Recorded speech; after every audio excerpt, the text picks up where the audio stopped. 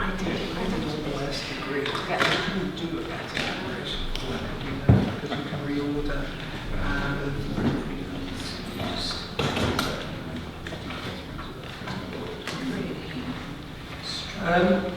Thank you so much, everybody, for coming. I suspect we were oversubscribed twice, but I suspect most of those people are in the queue that looks like it's stretching back to the House of Lords and beyond. But no worries, this is being videoed, so it won't be lost to history in perpetuity. It's a great honour to welcome colleagues on the panel here to discuss what I think is really a series of issues that haven't had the attention that they need. We've talked about manufacturing for a long time. We all know the conventional wisdom on manufacturing, and it's not wrong. Higher skills, further up the value chain, access to finance, access to mezzanine finance, especially for SMEs, various forms of state aid, the difficulty that we have with supply chains. We know that we're losing the supply chains in aerospace, and we know that the supply chains in automobile manufacture have gone. I remember Jaguar Land Rover telling me, Philip, in our competitors in Germany, they have a supply chain 8 times as dense as ours. We know all this, and we at ResPublica didn't want to repeat what I think almost every institution has been arguing for a while. But there are aspects that I think haven't been addressed that are equally crucial for the issues at hand. The first point I wanted really us to recognise is that, and I agree with the line about we have to export, but the point is roughly 75% of our exports are services already. And it's not clear to me that we can push those services much beyond the optimal point at which they already are. Indeed, one could argue going into medium and long term as English becomes the lingua franca of the new settlement, and if you buy into the robotisation, standardisation arguments, some of which I think is true, increasingly those services will be threatened, as they already are, in places like India, where accountancy and medicine can be delivered for far less. So we might already have reached, in some sense, peak services. 25% of our exports that are goods, that's the sector that has been declining. It's that that's created our trade deficit, and that's the only sector we can grow to close that deficit. The potential gain isn't from anywhere else. And the cost of not addressing this is quite high. Roughly over the past year, our trade and therefore our current account deficit has been a 0.4% of GDP drag on growth. That compounded year over year adds up to something quite substantial indeed. So what we wanted to do, first of all, is to flag that as a crucial geostrategic, macroeconomic need. Simply, this isn't sort of heartstrings for the North. This is about what it would be for the country to actually tackle the genuine deficit that is at the heart of many of our contemporary difficulties. Now, we're not tackling this deficit. What we're doing, and Mark Field has written a very good article on this, and it's important to stress, and we're absolutely thrilled we've got such a strong Labour representation, but we have strong Conservative backing as well for the report. And Mark wrote, I think, a very good article where he pointed out that much of our current account deficit is now funded, in effect, by selling off our assets. And the return from those assets going abroad, and those assets are no longer there for us to use and to leverage for the standard of living for the future pensioners as well as the current pensioners of this country. We are, if you like, selling off our homes for leasehold to live in and telling ourselves that we're tackling the deficit. And we think we are not. The issue we want to tackle in this report, I'd like to thank my fellow co-author Edward, sitting there looking very studious, is that this is for us a fundamental problem of capital flows. We've got capital flows, and there's still the dogma that any investment is good, but the IMF, amongst others, and I think it's now commonly accepted amongst macroeconomics, there's bad capital inflows and there's good capital inflows. Indeed, one of the sources of the European crisis was the fact that much of the credit and capital inflow flowed into property. Well, guess what? That happens in this country too. In London alone in 2014, we had £7 billion pound purchase of largely luxury London property. 80% of those weren't for owner-occupiers. That not only raises the rate of exchange, which is another problem with capital inflows vis-a-vis manufacturing, but it also prices out different parts of our own citizens from owning and also having a stake in the world. I could go on, but I won't. I'll raise one more point that I think the report puts very well. That actually, if you genuinely believe in rebalancing, the north of the country cannot do without manufacturing. And all the services in the north are around manufacturing. We know that manufacturing leads all manner of services and all manner of add-ons from personnel, from HR. And if you take manufacturing out of the north, you take services out of the north, which then essentially condemns the north to not exporting at all, which writes it off socially, well, economically, at great social and indeed welfare, and therefore economic cost. So what we wanted to address in this discussion paper really were these issues and flag that they remain unaddressed. And we hope, and given the reception that we've received from all parties, we hope that this now moves to the front of public policy discussion. So without further ado, I'd like to ask Seema Malhotra, Shadow Chief Secretary of the Treasury, who we're enormously pleased to have with us. Thank you so much, to speak. Great, thank you very much. Can I stand? You can.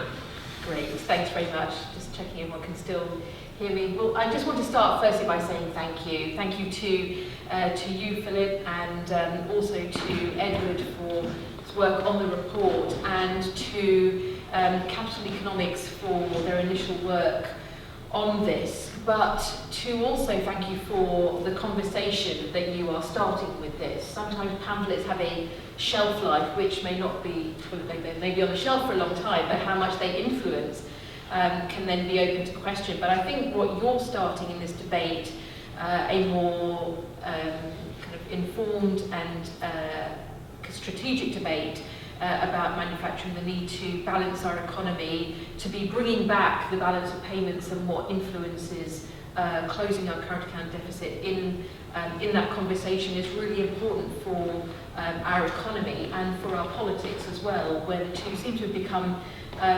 disconnected. And so I'm really welcoming this and really welcoming the conversation, and I hope in just a few words that I say now I'll be able to give a sense of why we're so committed to this agenda, and pleased that we have got new ways in which we're engaging with different organisations about how we take this whole theme forward. I'm sorry as well I won't be able to stay very long because I do have some other engagements, but let me perhaps first address the reason why a balanced economy matters.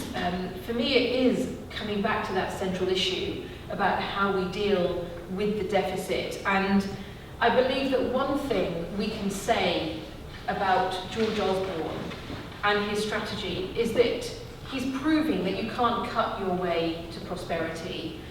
There are different approaches to balancing the books, but unless you have a way in which you're thinking about investment, and unless you are thinking about how you are using that strategically to balance the economy both sectorally and regionally, you won't balance the budget.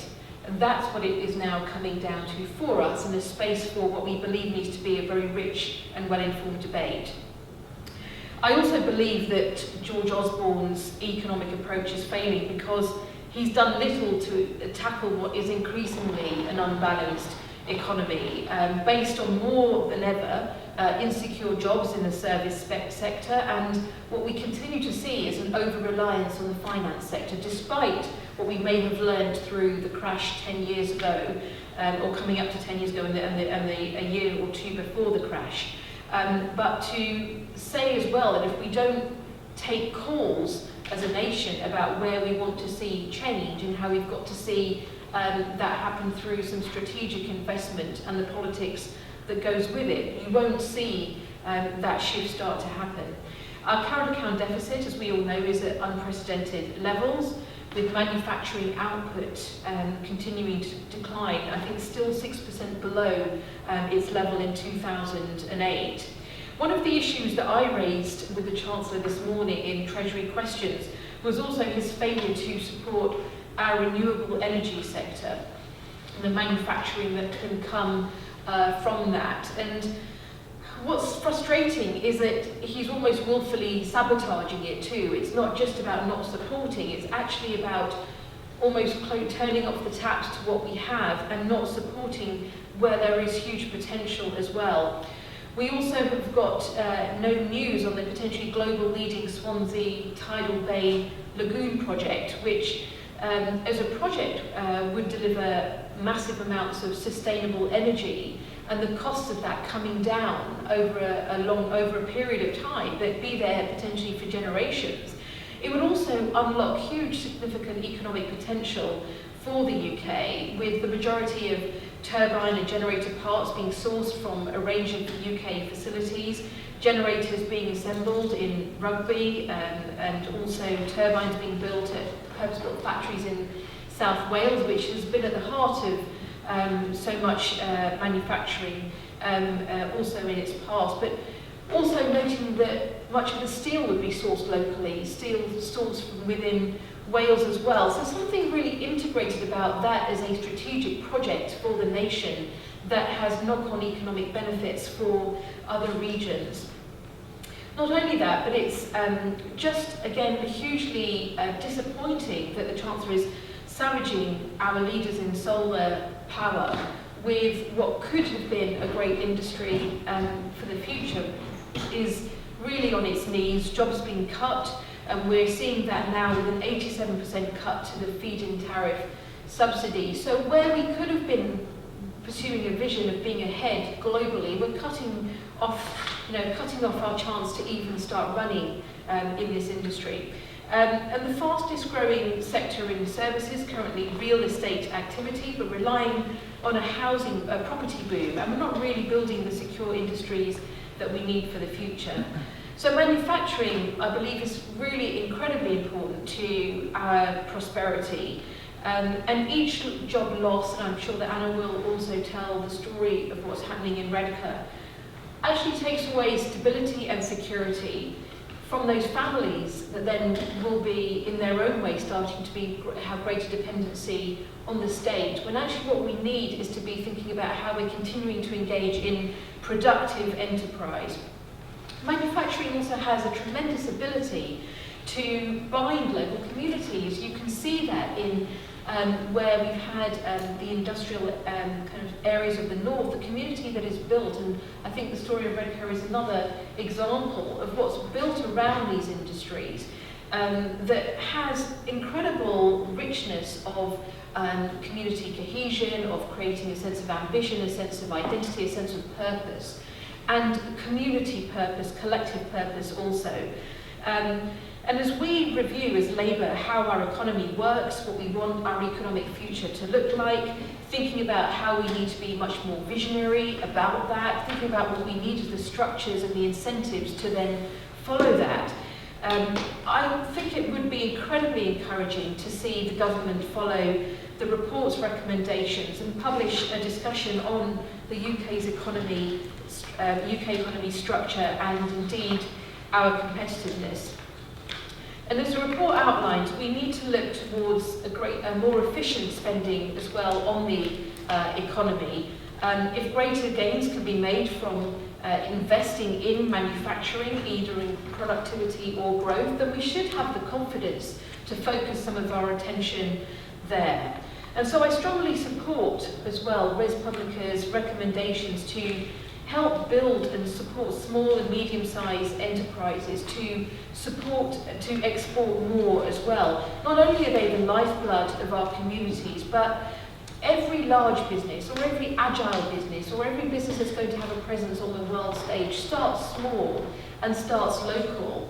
And if I think back to a visit I made to India as well last year, what struck me was much greater sense of building that pathway from the local to the global, thinking about the tier 2 cities as well, rather than just the obvious hubs that have been the centres of the economic dominance before, and thinking about how those tier 2 areas also build connections, trade relations, build business relations, where trade relations in the future can come from, but building those the sense of relations between individuals, between business leaders, between entrepreneurs, and taking it out again. Their desire was get out of London. They wanted to know what was out there in the regions in the UK, what could they connect with. And the message I've had repeatedly is that it's very hard to navigate, and the centre doesn't really offer you the opportunity to be able to do that.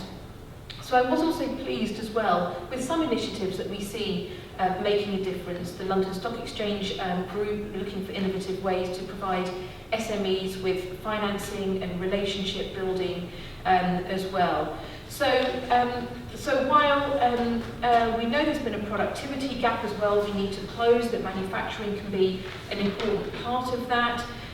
What we also know is we need to be planning for the future with government investment. I'm saddened increasingly as well that we've had such few starts of the government's infrastructure pipeline. That investment, it creates really the infrastructure around manufacturing companies as well, who need that support, and we need to see the proportion of GDP invested in our infrastructure continue to grow to the average that other OECD countries meet. So this report has some excellent recommendations. I'm looking forward to continuing the dialogue. I think they are part of what we need to make Britain compete much more effectively on a global stage again. I think it's incredibly timely, and I think that with this and also the conversation that now we're increasingly having about how we're selling off our assets, often at far less value than they might be worth, how we build an integrated view about our economy of the future and the mechanisms and the focus we need to deliver that. I think this is a really timely and helpful contribution, and thank you. Well, thank you.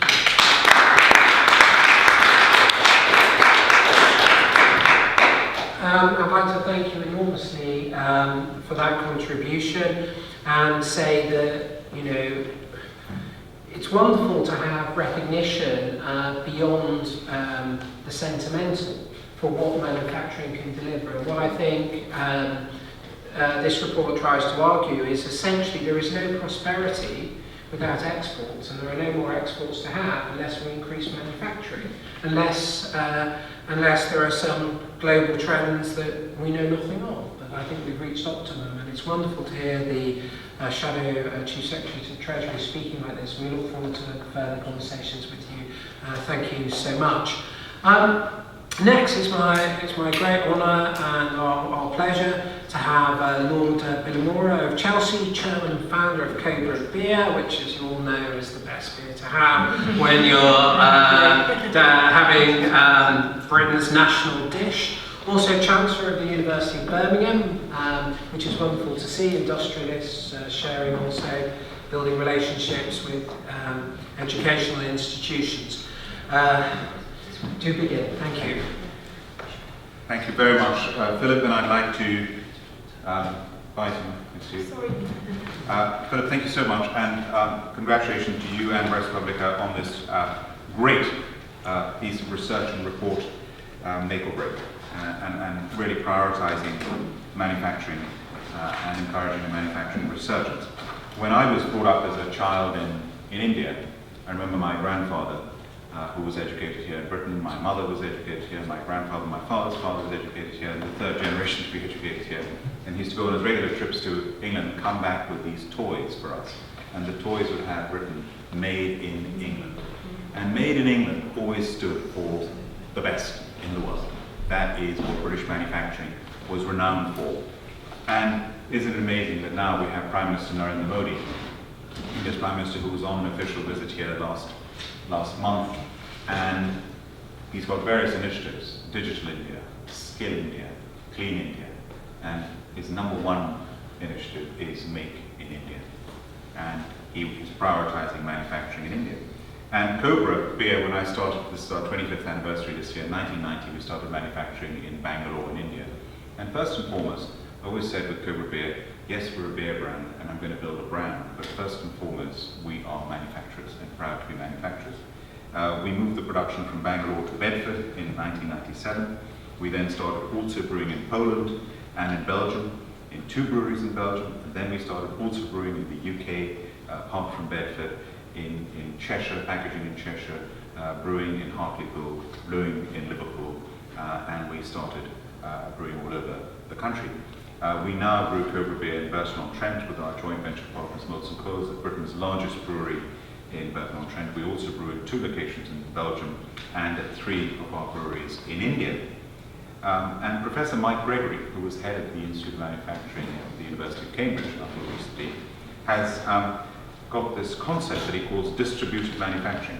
And it is all about manufacturing bringing networks together, particularly SMEs. And your report talks about the German Mittelstand. And I think the Mittelstand is phenomenal, the way every German business has to be a member of their Chamber of Commerce. They work in a unified manner as a manufacturing nation so well, which is why they're so brilliant and why they export so much and why their brands are known around the world. And we have a lot to learn from the Germans, which your report highlights. Because manufacturing, as Professor Mike Gregory's distributed manufacturing concept, it not only creates jobs in manufacturing, it creates jobs in the supply chain, it creates jobs all the way down the line, it also creates jobs in services. And you just have to drive into Burton-on-Trent, as I did yesterday, and you drive into Burton to get to our brewery, and you will pass Darley's, the label manufacturers, and you will pass the maltings, and you will pass warehouses, and you will pass Punch taverns with pub owners who have headquarters. And it's that whole cluster effect that is created around manufacturing, around what is the home of British America. And we've just invested, Molson Coors have invested £18 million in a brand new bottling facility, state-of-the-art, world-class. And that enables us to produce world-class product. And there's no better demonstration of that than the fact that I'm boasting over here that we've won 83 gold medals for Cobra beer since 2001. That is more than every other beer in the world except one. And that's Sam Adams in America, who produce seasonal beers, which we don't. So when you can, and a lot of those gold medals have been produced in Britain, in Burton-on-Trent. And that's something to be proud of. And we've exported Cobra now to 40 countries, from a lot of it going from Burton, some of it goes from Belgium as well. And when we export, again, this is world quality product being exported from Britain to as far afield as New Zealand, Hong Kong, Japan, South America, South Africa, and soon to be launched in Canada and Australia. And it's not just manufacturing here and exporting. When you're a manufacturer, you can start manufacturing in other countries with your expertise. You go to India, I'm the founding chairman of the UK-India Business Council, and you cannot drive down a road in India without seeing a JCB. And the JCBs that you see in India are manufactured in India. The team that actually makes the JCBs in India are an Indian team totally. Our team in India that manufactures Cobra at our 3 breweries are 100% Indians. But it's a British company, British brand, manufacturing in India. So the global aspect of manufacturing is very, very powerful. The UK is the number 2 inward investment destination in the world. This is a fact most people don't know. But 45% of that is financial services. And how much of that actually comes into manufacturing? Because manufacturing, as your report says, is now about 10% of our GDP. It used to be 30% not that long ago. In India, on the other hand, manufacturing is 16% of GDP, but Prime Minister Narendra Modi has set a target to take manufacturing up to 25% of GDP. We have no target to increase manufacturing in this country. And what I would recommend in your report, to take it one step further, is the government should set a specific target of increasing manufacturing as a percentage of GDP year on year in the way that India has. Then we will get the balanced economy that we want and we need. And the whole need to prioritize manufacturing, which your report does very well, and also how do you incentivize manufacturing and support it. UK Trade Investment does a good job. I think we work very closely with them around the world in helping British companies to export. The fantastic UK India Business Council has opened up offices in India. The UK Trade Investment also tries to bring in inward investment into the UK. But does our tax system incentivize manufacturing? I don't think it does. The capital allowances system could be much more attractive to incentivize investment in manufacturing. So much more incentive could go more than the entrepreneur's relief and capital gains tax. And R&D and innovation. Britain, in R&D and innovation, when we put our universities and our corporate sectors together, as a percentage of GDP, we underinvest in R&D as a percentage of GDP compared with the EU average, compared with the OECD average, way below the United States. Even a country like South Korea invests double the percent of GDP in R&D and innovation than we do as a country. And we need to incentivize that and prioritize that much more than we do. Our universities are the best in the world, apart from America, in spite of our investment in higher education being way below the GDP, as percentage of GDP, than the OECD, than the EU, and when America is concerned, they spend double the proportion of GDP on higher education than we do. And yet our universities are the best in the world, along with America. And yet we have one university, Cambridge University, that has won more Nobel Prizes than any other university in the world. Just imagine how much more we could achieve and how much of the benefit manufacturing sector, for example, if we invested more in higher education. And yet you go to CERN in Geneva, where Higgs boson was proven, the Hadron Collider. When I went around there, I was taken by Professor Satyajinder Verdi, a British professor at Imperial College, and his counterpart heading the Atlas experiment, CMX Atlas, was another British professor from Birmingham University, Professor Dave Charlton. So we've got the expertise, we are brilliant, we need to prioritize it more. And our productivity, which is something that is lagging, the report mentions this, manufacturing, incentivizing it, encouraging it, will increase our productivity hugely. So to conclude, I think prioritizing manufacturing is a matter of priority, but it's also a matter of pride. The great campaign that the government has got, I think, has been an excellent initiative. And the great campaign is very good at highlighting that this country is actually very good. Even though manufacturing is only 10% of our GDP, we have best capabilities in manufacturing, whether it's our aerospace industry, whether it's our defense industry, whether it's beer that I've used as an example of my own industry, whether it's Jaguar Land Rover, owned by Tatas of India. Jaguar Land Rover, nobody wanted to buy that company in 2008. Nobody wanted to buy it. I went and visited it. Their sales fell off a cliff because of the financial crisis. And yet Tata stuck by it, invested in it. Today they make more profit per year than they paid for that company in 2008. Today they make cars that we in Britain are proud of as the best of the best in the world, being exported all around the world. So thank you very much for what you're doing for highlighting manufacturing. As a proud manufacturer, I cannot thank you enough.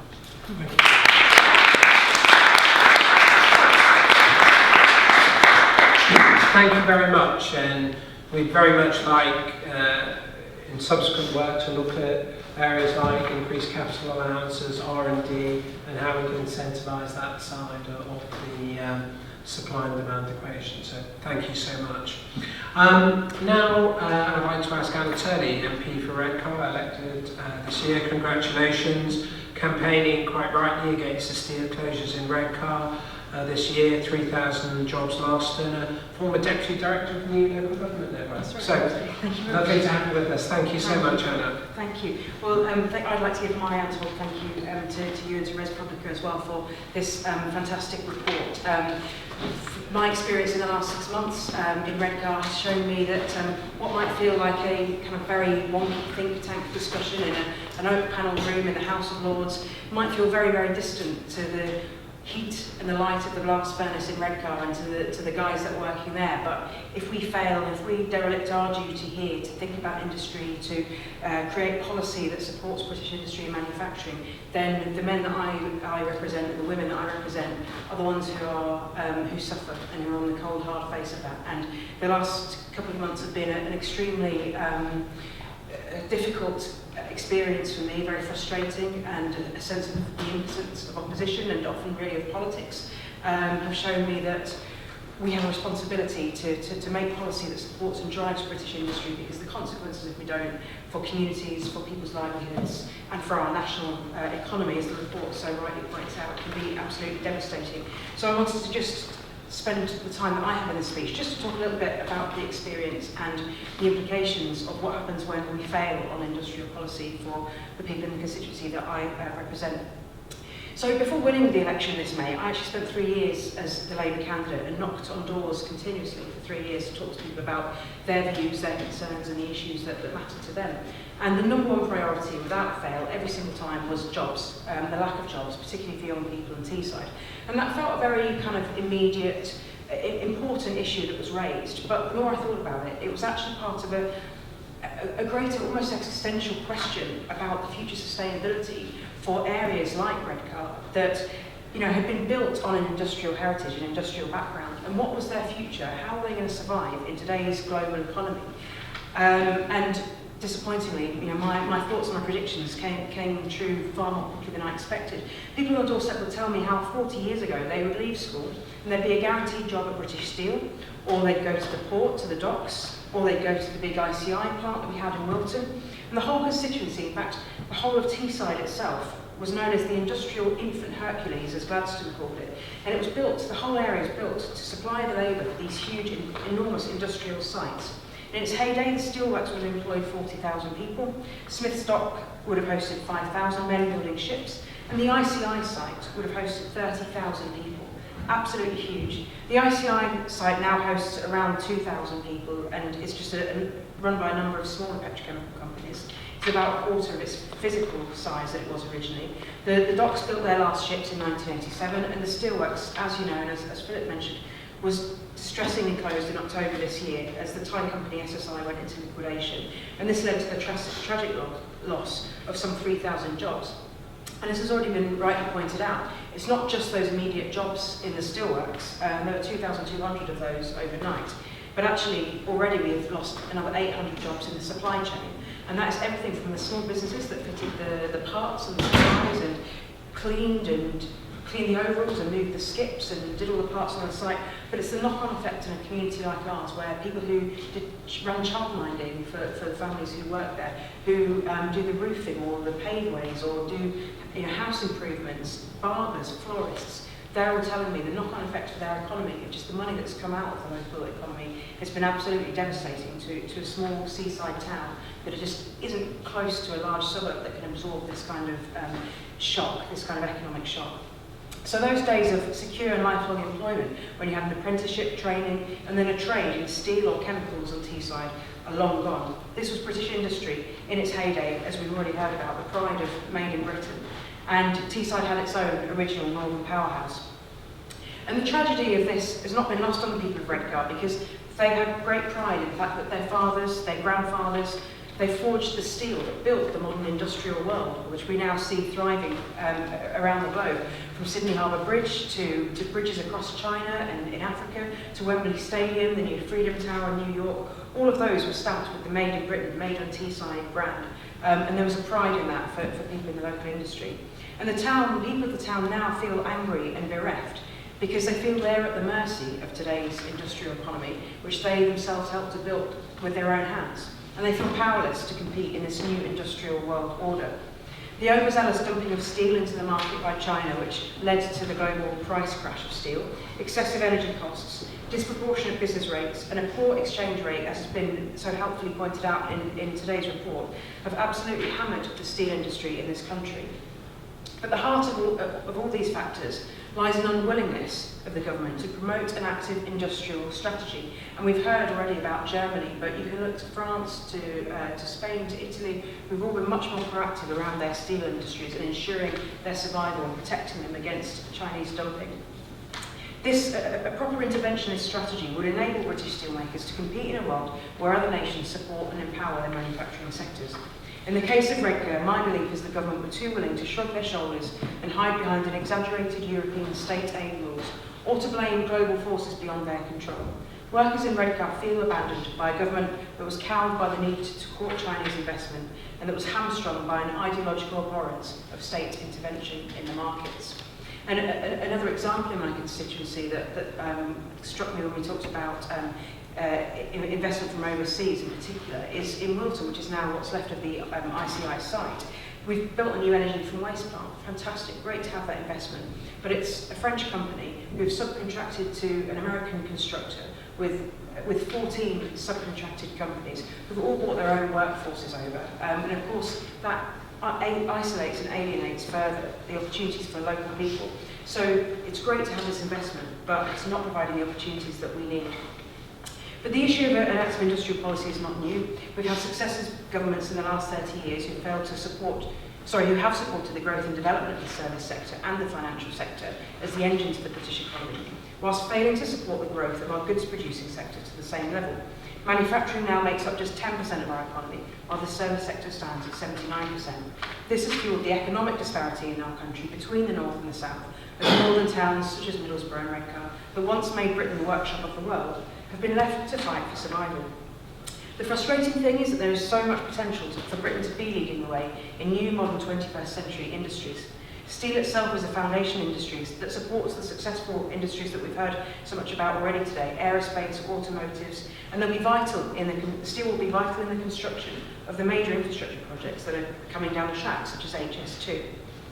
The tragedy of Redcar as well is that we have the largest blast furnace in the country, the second largest in Europe, and the newest and most expensive coke ovens, all now crumbling and laying waste. The steel industry is being allowed to fail. Other opportunities such as carbon capture and storage, which could hold massive potential to tackle our climate challenge and to develop new research and technology, is exactly the sort of industrial development that might have regenerated our industry in Teesside. Yet the government have just cancelled the competition for the first pioneering £1 billion investment project. Subsidies for renewables have been cut, and these are the kind of proposals which could have been the basis for a new industrial renaissance in the north of England. A lack of government support and investment is holding us back. So in conclusion, my constituents can no longer hear sound bites like the Northern Powerhouse or the March of the Makers without feeling angry and insulted. Over 3,000 jobs lost in just a matter of weeks, and the end of 175 years of a proud industry which ran through family generations and is more than just a job, is an identity, a source of independence and pride. And that is a testament to the fact that a manufacturing renaissance, which holds the key to a dynamic, secure, sustainable and balanced economy in Great Britain, is very far from the reality right now.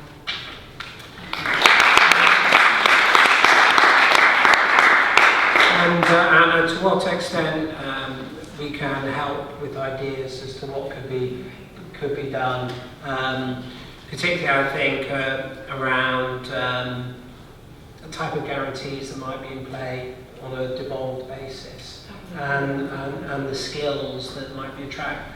We'd obviously be delighted to help your constituents in whatever small degree we might be able to do that. I'll take your part, thank you. Thank you. And now I'd like to ask John Mills to speak. He's the founder and chairman of JML, but I think more importantly, John has become a passionate advocate, coming from the private sector, for a type of industrial policy that needs its advocates. Clearly, when other aspects of mainstream policy are failing and are manifestly seen to fail. So I think we have cause to be very thankful and grateful to John for his commitment to an alternative and better vision. John. Well, thank you very much, Philip, and thank you very much for producing this report. My experience in manufacturing, I must say, is much less hackneyed than yours has been. I spent 25 years in manufacturing in the UK, only to find by the time we got to the 1980s that we could barely buy the raw materials for what we could sell the finished goods for. That was at the time when we had Margaret Thatcher and Geoffrey Howe in charge, and then as a result of all that, I had to start all over again, vowing never to get involved in manufacturing in the UK if I could possibly avoid it. And I'll tell you why. If you run a manufacturing operation, about a third of your costs are world prices. That is the cost of raw materials and the plant machinery you use. All the other 2/3 of the costs are locally incurred. It's everything from wages to audit charges to bus fares to haircuts. Everything is charged out in sterling in our case. Now, if you have sterling, in my judgment, about 50% too high, What you then do, if you do the maths very quickly, is you find you're trying to sell the products that you make in this country for about a third more than the average world price, which is certainly well over a third more than if you buy the goods from the Far East, which unfortunately the company which I've now built up does. And the cost of the goods that we get made in China is unbelievably much lower than it is in the UK. And it's all fairly simple technology. It's not high-tech stuff that you read about all the time. It's not at the boundaries of technical development. It's injection molding, it's metal pressing, it's fabrication, it's assembly, it's welding, all these techniques which are well known. And we can buy just about everything we sell for somewhere between half and 3/4 the price in China than we can in the UK. And the reason for this is very simple. What happened between the 1970s and the 2000s was that our real exchange rate went up by 100%. But when China came into the world trading system in 1980, they had completely the opposite policy. They devalued by about 75%. And this produced this enormous differential in costs, which is what we're up against. Now, how did we ever get into a situation where we allowed our exchange rate to get so ridiculously high? Partly it was because of all the intellectual fashion there was, the monetarism and neoliberalism, very high interest rates to squeeze down inflation, all that kind of thing. But the other main reason, this is highlighted in your report, Philip, and I'm really glad it is that Britain has gone on a spending spree for our assets on an unbelievable scale. It's actually the Labour government that was responsible for this partly, because in 1999 the Monopolies and Mergers Commission was abolished, and that commission had a public interest test that was applied to all takeovers. It was replaced by the Competition Committee, which had no public interest test at all. Everybody, including unfortunately the Labour government at the time, thought the markets knew best. Everybody else, all the civil servants and so on, hadn't a clue how to run anything, and as long as the people in charge were there, who were competent, didn't matter who owned the business.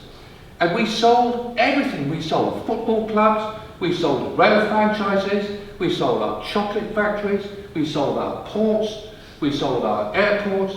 Do you know, in the 2000s, I can tell you, the total sales of portfolio assets, this is inward investment that does absolutely nothing to improve Britain's economic performance. It's not investment in factories and buildings. This is buying existing assets, shares and property and bonds. The total value net of anything we've abroad was £615 billion. That's about half our GDP at the time. And this is why the exchange rate went up and up and up. And that's what absolutely decimated British industry. And you're right, even as late as 1970, the proportion of GDP that came from manufacturing was about a third. It's now 10% and falling. It's going down every year. Despite everything the government says, it actually is falling year on year at the moment. Now, what are we going to have to do about this? In my judgment, the only way you're ever going to get manufacturing back on its feet again in this country is it's got to be profitable. It's no good having an industrial strategy that pushes everybody around and endless meetings and all the rest of it. If investors can't make any money out of the investments in plant and machinery, then you'll never get them to do it. So that's the first thing that needs to be done. And you need to get the pound down, in my judgment, by something like a third to get this down to about $1.10, something of that sort. But there are some other things that need to be done to get the economy rebalanced, to get ourselves back on our feet again. Not only is the manufacturing as a proportion of GDP dismally low at 10%, the proportion of our national income that we invest every year is also unbelievably low by world standards. Excluding intellectual property, it's about 13%. The world average is about 26%, and in China it's 46%. Now, if you deduct from that 13% depreciation, which is 11.5% of GDP, you get less than 2.5%.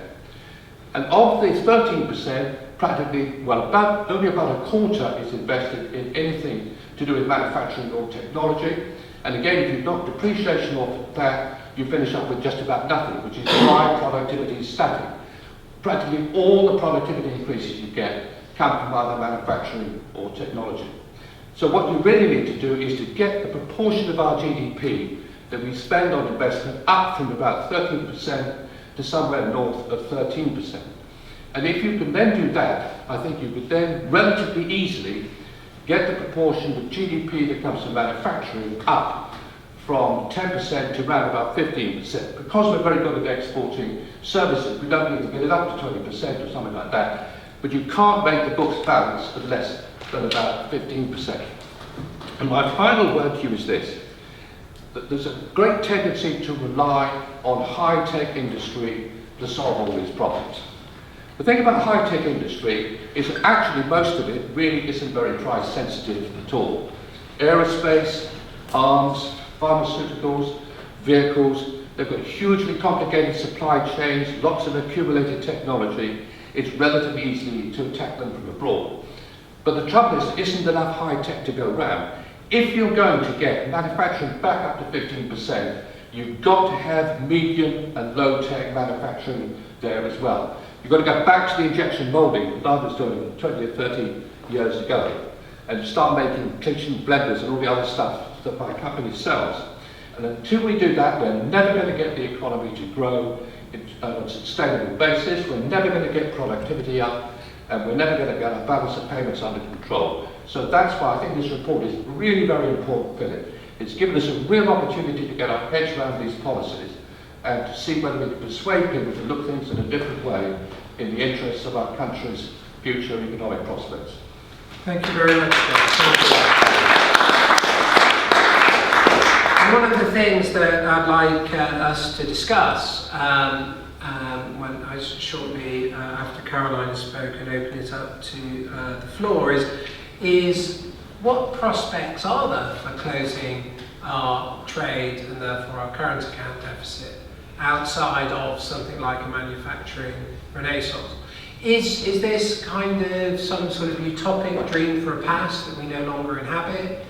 As a counterpoint, could Britain really become essentially a 90-100% service export country and prosper? And what would that look like, and who would pay the price for that?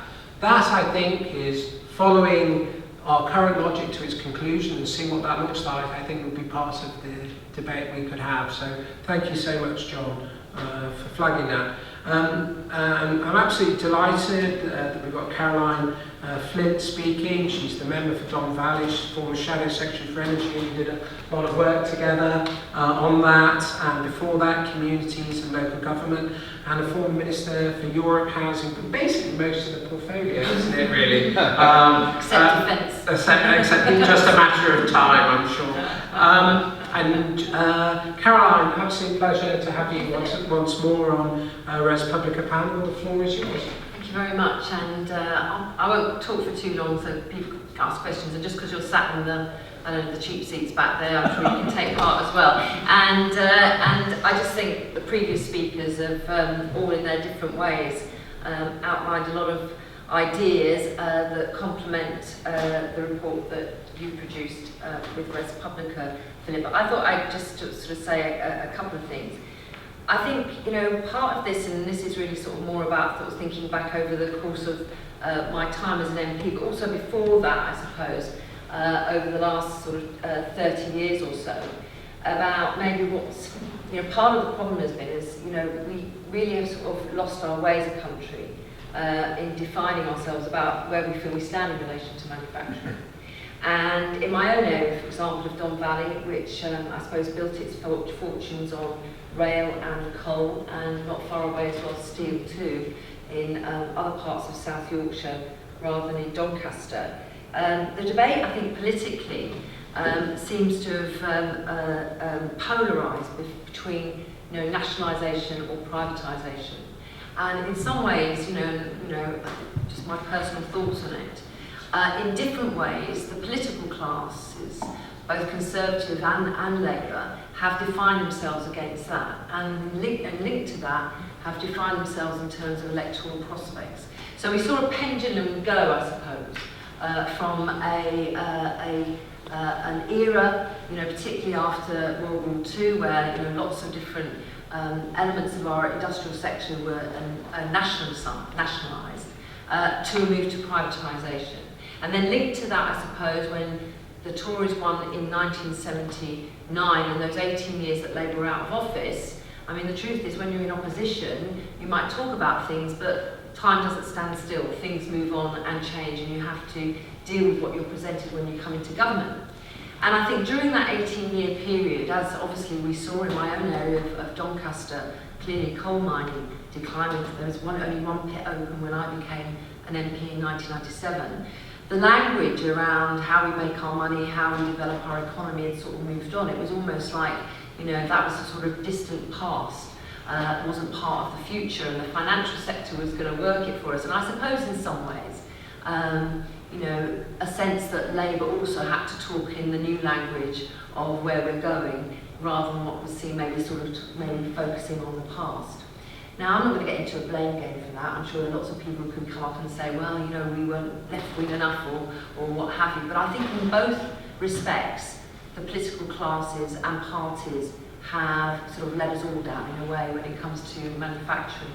And what is important here is whether we continue to accept an inevitable decline in relation to manufacturing, whether there's something we think we can do about this. And that's why I think the report is really helpful to that end. I suppose really, and I don't have the experiences of some of the speakers on the panel, but I suppose having worked in the energy sector, worked in the policy area of the energy sector, I'll rephrase that, over the last 4 years, which is a blink in the eye, I know, in terms of this area. But what has occurred to me is that, you know, Britain has got this history of where, at different points in time, we were at the forefront of innovation. In the 19th century, in the 20th century, you know, from the railways, and as I say, those big industrial bases in steel and chemicals. My husband's from Teesside, his dad worked in the chemical industry on Teesside, and in coal mining in my own neck of the woods. But more moving on from that, how we developed the infrastructure, the railways and what have you. Interestingly, I was listening to a radio programme this morning about the railways and how Gladstone, when he was heading up the Board of Trade, you know, influenced the carriages so they would be safer for people to actually, you know, travel in for a start, and had influences there. But you know, it all grew up, and then in the later part of the 20th century, obviously in terms of computers and technology as well. And so we are a country that's shown that it is not inevitable that we became a manufacturing nation. Actually, people played their part as entrepreneurs, as inventors and scientists, but also government too. And when it comes to energy, I suppose, you know, what I found very exciting about the portfolio was I was able to have a glimpse, if you like, into how we could harness new ideas, new science, new inventions, new technologies to actually manufacture again when it came to our energy supply and everything that goes around with that, whether it's energy efficiency in our homes, how we build our homes, how we reduce the costs of energy on our infrastructure, and in so doing make the opportunity for jobs as well. And when it comes to steel, which of course I'm the first to admit that not only in terms of steel, the cost of energy is a big issue when it comes to manufacturing, but we can make choices there as well. It shouldn't surprise people that Germany, whilst lauded for being one of the greenest low-carbon economies, when I went to Germany a few years ago and asked them about how their green agenda affected their energy-intensive industries, their answer was, well, we just don't apply any of the constraints or costs on our energy-intensive industry. In fact, it was so popular, the German army was asking to be regarded as an energy-intensive industry to avoid paying any green levies on their energy. So there are choices that we can make in all of this. And for me, you know, whatever, you know, the form of energy that we generate, the idea that British Steel couldn't be a part in that, to be able to say when we look at the turbines or when we look at whatever infrastructure we need, and we definitely need new infrastructure for energy, that some of that couldn't have a made in Britain with British Steel on it, seems to me a huge shame. So I think part of this is how do we refocus the debate on this, and I think that has to be a new approach that somehow gets away from some of the polarisation of the past, to enable us to see what is it that's stopping. It's not that we're short of, I think, ideas and skills and people who've got something that they want to contribute this, but how do we enable that their talents and creativity can be harnessed in such a way to make what is in their head a reality, and in so doing create jobs. And that's why I think the financial ideas you've put in here are very interesting. I think some of the things John was saying there was interesting as well. And part of that is also what role government should play.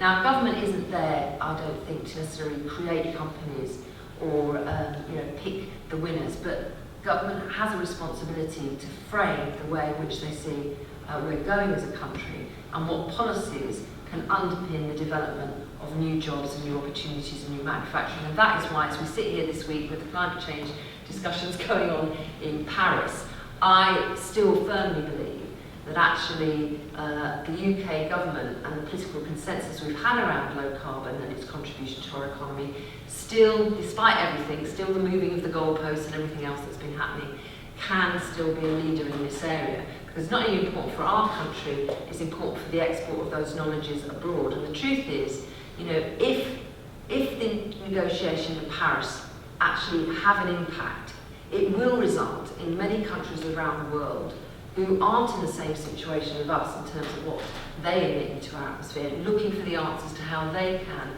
have cleaner, greener technology going forward to help them in their countries. And within that, there's something for us.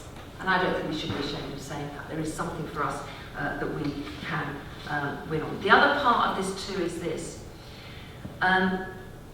Over many years, in the Labour Party, I think sometimes when it's come to technology, we've had discussions about, well, what will this mean for the workers? I'll give you an example. So polypipe in my constituency, probably every U-bend in the country has got something made of polypipe. That's it, sort of, that's what it works on. I'm not going to go into more details than that.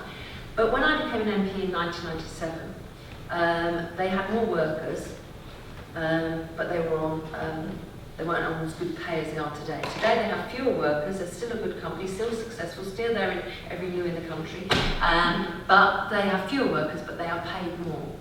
And this is the other issue about the transaction here, before how we create our manufacturing that may not be able to create the volume jobs of the past in the same way. And that's important for steel.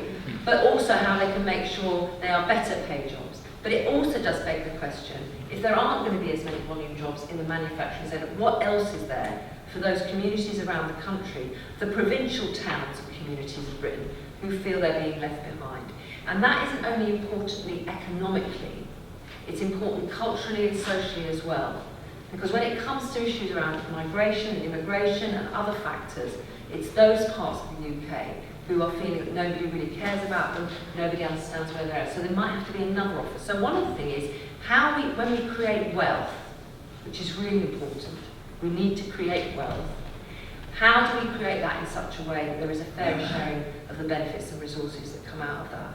And I think those, there's not a 5-point plan that I have to answer that, but I do think those are at the heart of how do we create better manufacturing opportunities in our country, that we also make sure that there is a balancing of that across our country too, and that's why energy is very good as well, because it's one of the few sectors, I have to say, that actually has reach in all parts of our country in a way that some of the other industrial sectors don't have. And how do we make sure within that there is a sharing of the benefits for those directly involved in the sector, but maybe for those who aren't either. Thank you very much. I think Caroline ended on some of the longer term structural issues I think face all countries and certainly face all parties of the left across Europe. What do we do when welfare is no longer the vehicle for redistribution? How do we create options for people? And we at ResPublica strongly believe in business and essentially mass SME-driven entities whereby everybody has a stake and everybody can own. And I think, given if you believe the March of the Robots thesis, even that is under threat because it's not clear that the future is anything other than some type of mass monopoly. But leaving that aside for discussions, let me open it to the floor. What I'd like to do is take 3 questions and then go through the panel and ask them to choose which one they answer. When you ask a question, just identify yourself, please. Sir.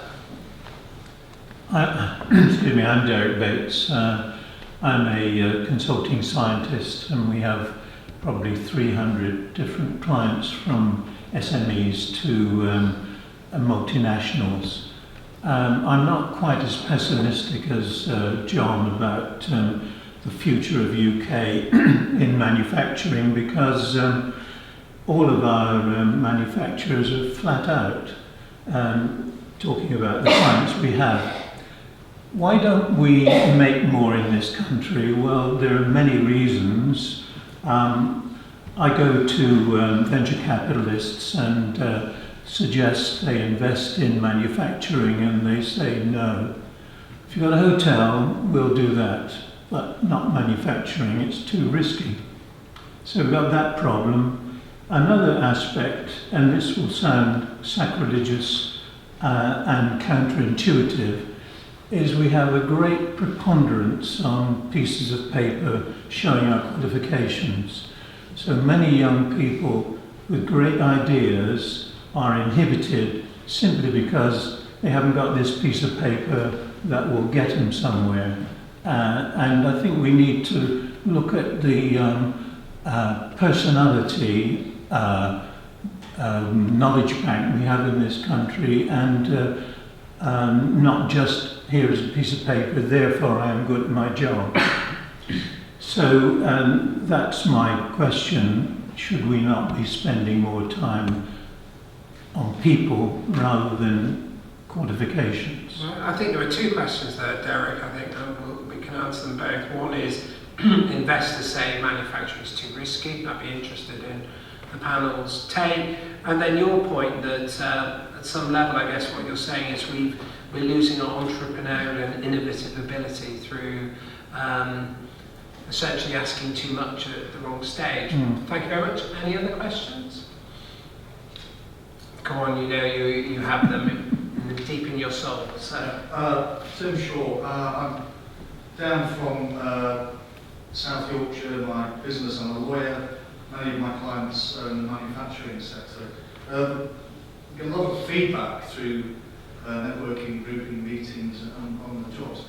The point is skills. There's two things.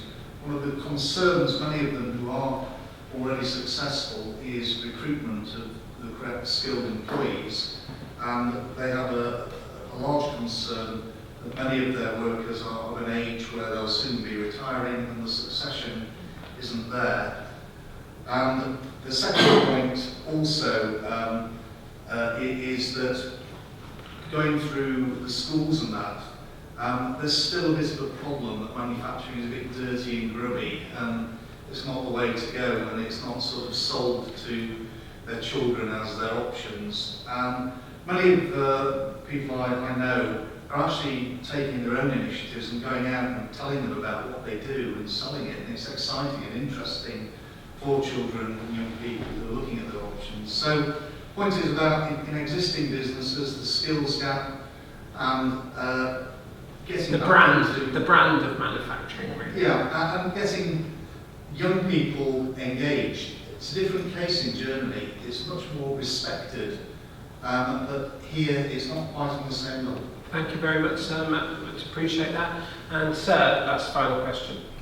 I'm Jeremy Cook. Sorry, what's your name? Jeremy Cook. Jeremy, thank you. I'm an economist and a currency strategist. So my question actually will be about the pound. I don't believe that the rebalancing of the pound is automatically a good thing for exports, certainly for high quality, high cost exports.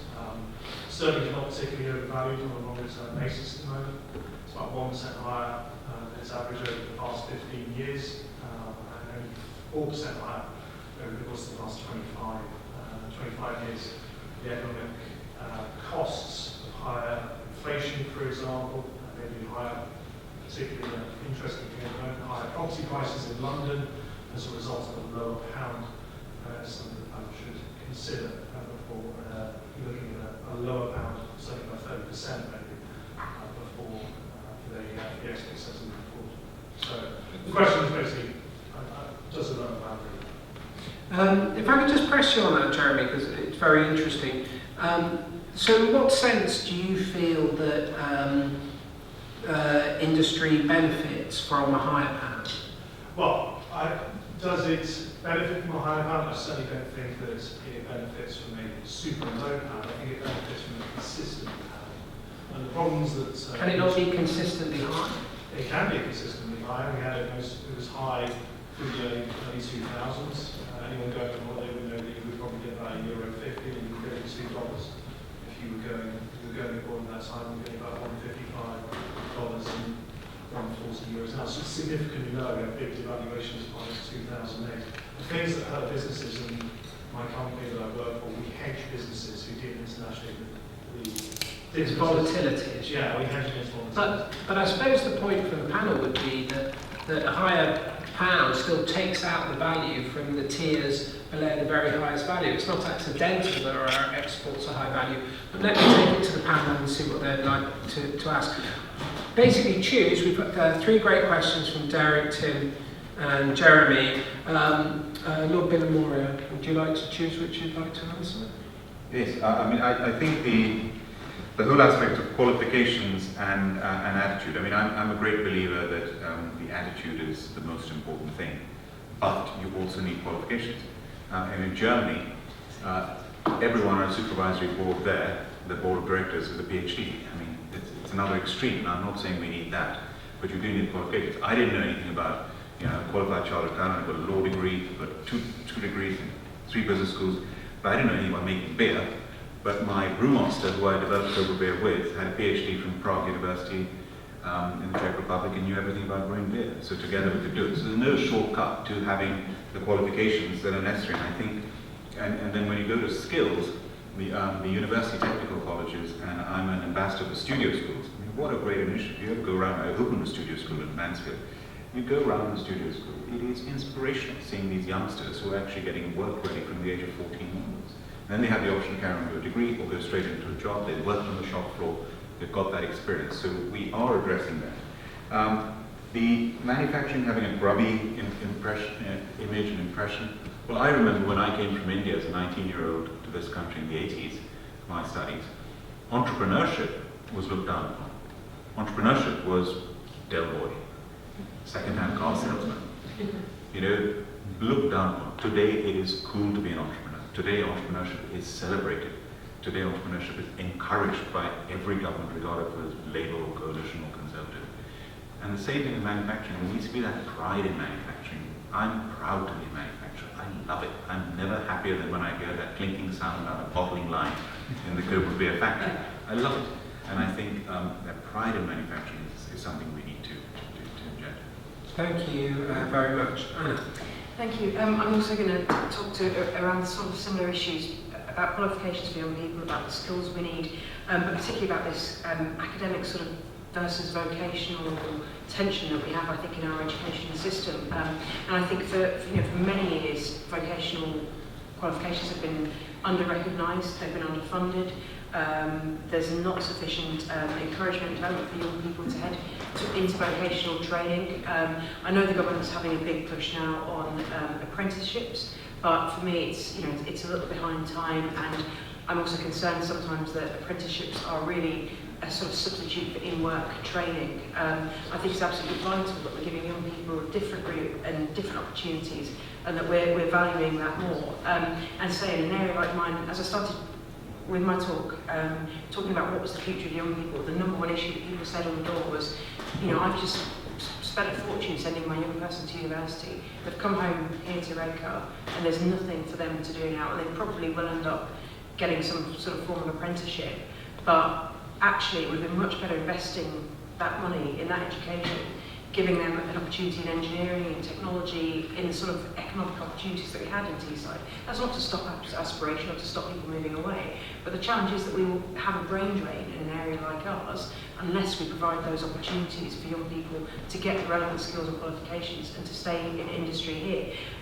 One of my most depressing surgeries was a few weeks ago when I had a young man. We had 50 apprentices due to start at SSI and day course production. 50 young people with a bright future, all cut off. I mean, they're gradually getting into other things. But one young man turned up at my surgery and said that he'd been an apprentice at SSI for 2 years and 3 months. It was a 3-year apprenticeship, and it'd been cut off, of course. He'd gone to the job centre, as they all had to do, and the lady there said, "You're going to have to get a job in retail or in a bar. Your apprenticeship's gone, you're just going to have to get out there and get a job." And he was absolutely devastated because that career was cut off. And so, obviously this was an extreme situation, but we've got to make sure that those apprenticeships are there, the education is valued, but more importantly, there are the opportunities for people. We're not just pushing them into service sector, into bar, into retailing, into Subway sandwich making, which was offering apprenticeships at the jobs fair for SSI workers. This is not the march of the makers that we want to see. It's not sandwich makers. We want proper industry and proper manufacturing. Sandwich designers. Sandwich artists was the exact. It was the exact description. Sandwich artists at Subway. He fought for this young man who only had a 2.5 year apprenticeship. That's quite an upsetting tale, isn't it? It was. And he's sorted now and is in another apprenticeship, but that's the challenge that we're facing. Well done for helping him, Anna. Caroline. I think on this, just to add something different to the education and skills thing. I mean, first of all, we've got to make sure for the first 11 years of compulsory education, the more of our kids are coming out at 16 with the basics to take the attitude and get on. It makes me cry. I've got 3 children, my youngest is 27 now, but having gone through a period where there was sort of like, there's a year and a half between each of my 3 children, and so I went to, it was like being on a never-evolving thing at parents' evening through GCSEs and A-levels, and going to those presentation evenings and seeing how many children, young people didn't turn up because they didn't actually think their GCSE was worth the paper it was written on, is soul-destroying. And, if we don't get it right, then too many of our kids are going into secondary school at 11 and then sleepwalking through the rest of it, and that's just not acceptable. It cannot be acceptable. Having said that as well, I also think it's about how do we, we always talk about, the value on sort of, the SEMS subjects, but also on vocational skills. But the truth is, it's incredibly disjointed. And, I think one of the problems with this as well is that, look, I'm not against academies. And some of the best academies have gone into some of the most challenging areas and had some amazing results. But I do think the options as young people at 14 start to choose them is incredibly fragmented in terms of they don't really have a choice. If you are in a secondary school and you're trying to choose your options, you've got the options that school provides. And that may not involve the modern language you want to do, or it may not involve a more technical subject you want to do. And there really isn't a sense of learning providers within local areas, as far as I can see, really coming together to give the young person and their family better choices. So, for example, we've got an area-based review happening in South Yorkshire on FE education. And although apparently the new person who's the schools commissioner, regional schools commissioner, has a say in that, it doesn't involve looking at what the sixth form provision is in schools. Now, the schools in Doncaster, that been too crowded about it, many of them didn't have a sixth form back in '97. Every single one of them's got a sixth form today, and some are better than others. We've got a college that doesn't actually offer Maths A level, for example, from what I understand, because they're competing. And on the stocks, we've got a high-speed rail college coming along. You'll know this, Tim. We've got a university technical college coming along, and apparently someone else wants to have a free school of 1,600 places for a sixth form college. Nobody's sitting down and saying, how does this all fit together with what actually we can help young people in Doncaster and a bit further afield to get the most out of that education to move into that sector? And I think that's a shame. I've begun to feel as I get older that we should never have got rid of polytechnics. I know that was about trying to have a sense of we're all universities, but I think actually what was the essence of polytechnics often got lost in that, in terms of their own particular branding for what they really focused on in many of the courses they offered across a number of different vocational disciplines. And I would like the government to consider I mean, it is introducing this apprenticeship levy, and I know there's a lot of discussion about how that's going to pan out. An apprenticeship should mean something than just a badge to attach to any form of training. I think that would be awful. NCQs went down the wrong way on that one as well. I think they should think about having a bit like UCA, is a national clearinghouse for apprenticeships around the country, which would then be marketed as to what those opportunities are, to open to many young people who, unless they've got a family or a school that is really on the ball, not a real insight to what's on and what's available. And I think that could help open up what is actually, in some respects, is some fantastic opportunities out there, but not enough young people really know they're there. As a person who specialises in public policy, that's a brilliant idea. I genuinely do, because middle class kids can get sorting for kind of their preferences, and other skills can't. And so I think that's a really interesting, valuable idea, Caroline. Thank you. John? Just maybe 3 points. First of all, on Jeremy's point about how he doesn't think the pound's overvalued and anyway needs to be consistent. I think that one of the problems about the British economy is actually, for the service sector on the whole, the pound isn't particularly overvalued. And the main reason for that is because services actually are not very price sensitive by and large, and therefore the exchange rate doesn't make a huge difference to them. It makes a massive difference though on manufacturing. If you look at the elasticity, price elasticities on manufacturing, they are very, very strong. And this means that if you have an exchange rate that is far too high, what you finish up with, as we have got in this country, is a very strong service sector and manufacturing on the floor. Now, you could argue that doesn't matter as long as manufacturing is it's not producing very much, as long as services are big enough. The problem is that the export of services is very much more difficult to expand in relation to manufacturing. And therefore, if you're going to close the huge balance of payments gap which you've got at the moment, which is nudging up 5 or 6%, the only way you can really ever do that is with manufacturing. And you know, if you look at the difference between what's happened in China and the UK, or actually most of the Western world, what you find is an enormous surge of manufacturing that's gone to the Far East and away from the West, because most of the Western country, most of the Western world actually suffers from the same sort of overvalued problem that we do.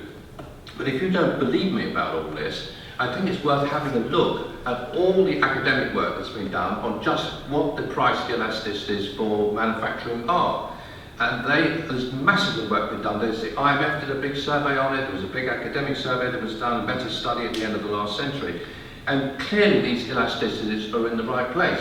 So the argument that it doesn't really matter what exchange rate you have for manufacturing, really with all respect, I think can't possibly be right. All the evidence is that if you've got an overvalued exchange rate, in the end the proportion of GDP that comes from manufacturing goes down. You then finish up with balance of payments problems and deflation and all the rest of it.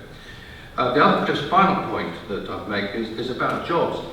I think one of the problems about having a very overvalued exchange rate is that actually this country finishes up by trying to sell its labour to the rest of the world at more than the rest of the world is prepared to pay.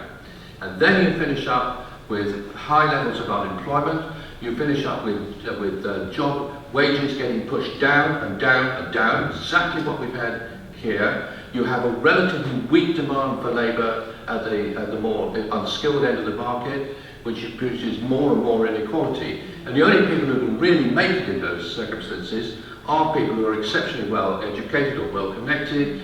And so what you finish up with is more and more inequality as people who have got the skills to survive in this hostile environment prosper, while loads and loads of people who the Labour Party I think ought to be representing much better than it does get shafted by the circumstances we're in.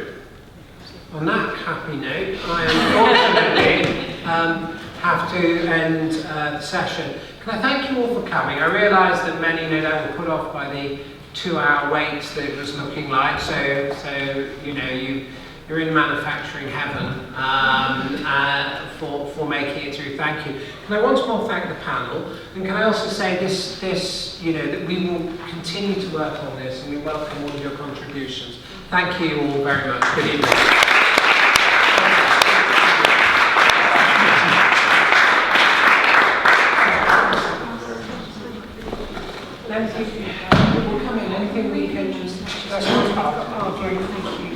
down your mobile. I will do, yes. I'd be delighted to.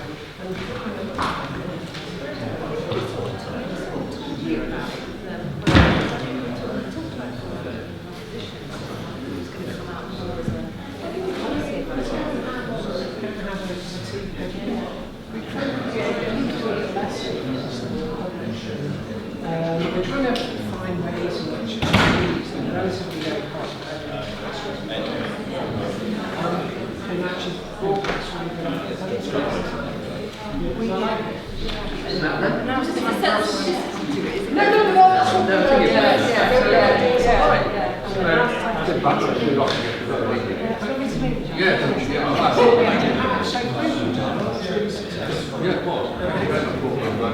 God, it's been so hard. But I think we've broken into a lot of interest, but also a lot of interest from the Conservative Party. If you could thank Lord Vincent for it and say, you know, convey it's gone well. Yes, I'll do that. God bless you. Thanks for your support. I'm glad to maybe Yeah, that was really good. time and energy. Hi there.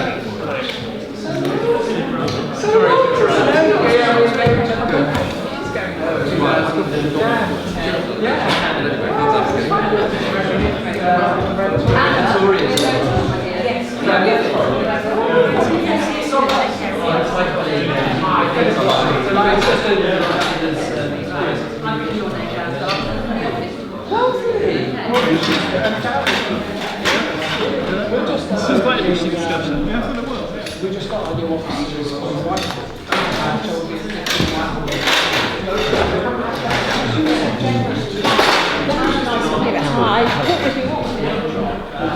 Yeah, the guy who was going around.